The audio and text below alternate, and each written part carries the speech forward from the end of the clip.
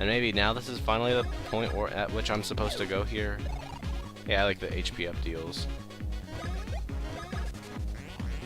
I don't usually use them, except in Bowser's Inside Story, but I sort of was like doing an itemless run by accident.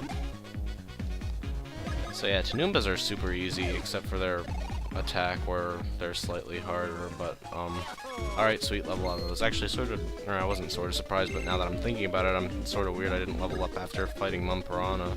I think that's the first time a boss didn't level me up.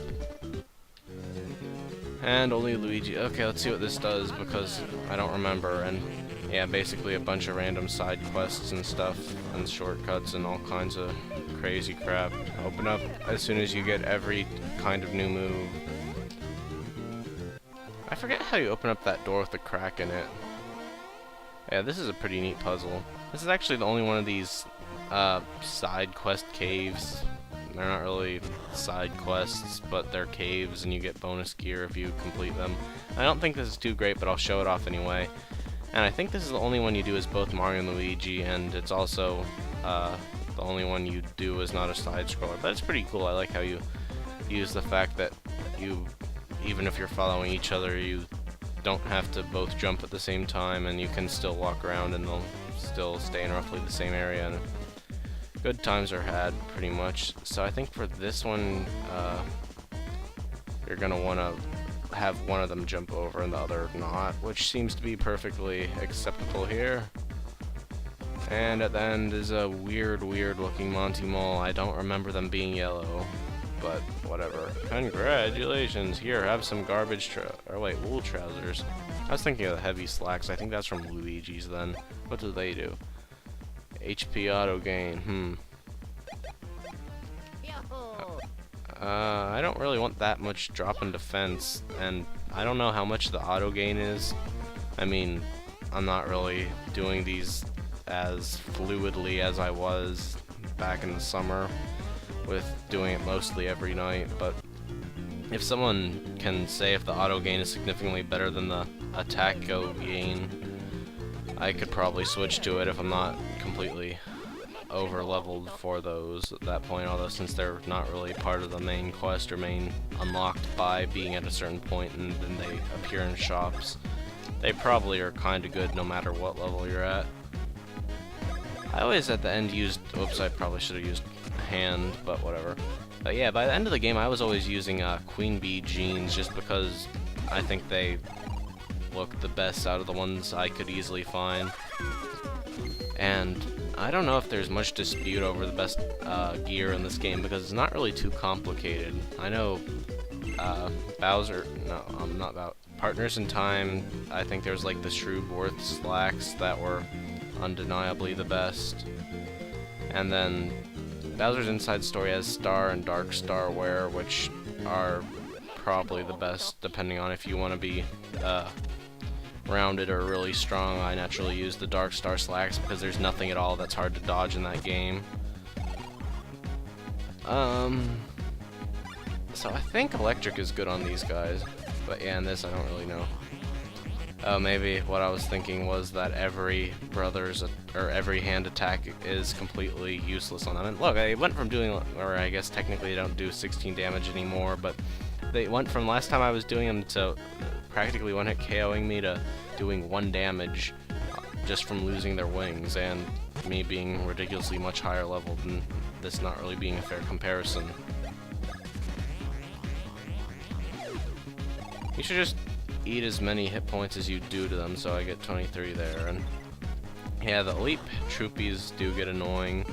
I explained them earlier, much earlier, when I wasn't supposed to be fighting any troopies, or maybe when I was supposed to be fighting any troopies, but not supposed to be fighting any paratroopies.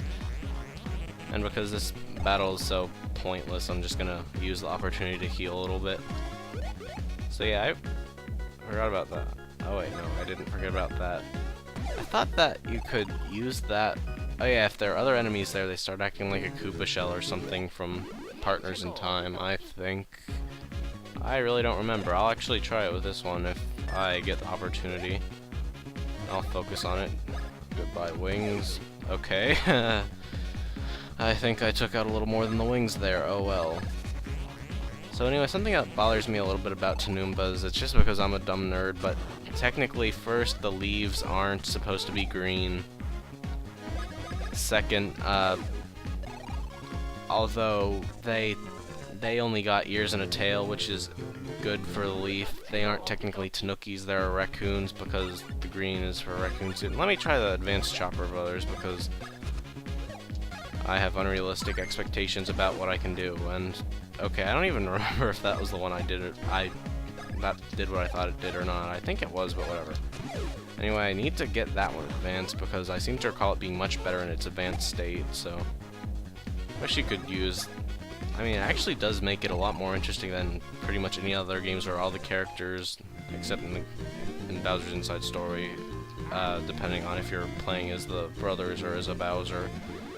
But there's really no variation in special attacks depending on who you're playing as. So it would be pretty cool if, like, in other games, like, I mean, in Bowser's Inside Story jump helmet, say, only Luigi can wear that, and then Mario jumps on him.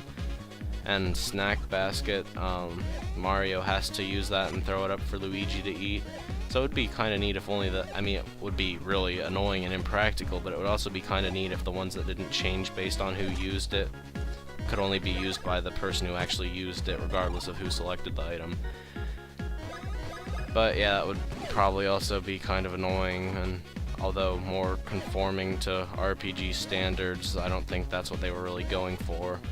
And also Bowser's fists and his fire breath should have different attacks.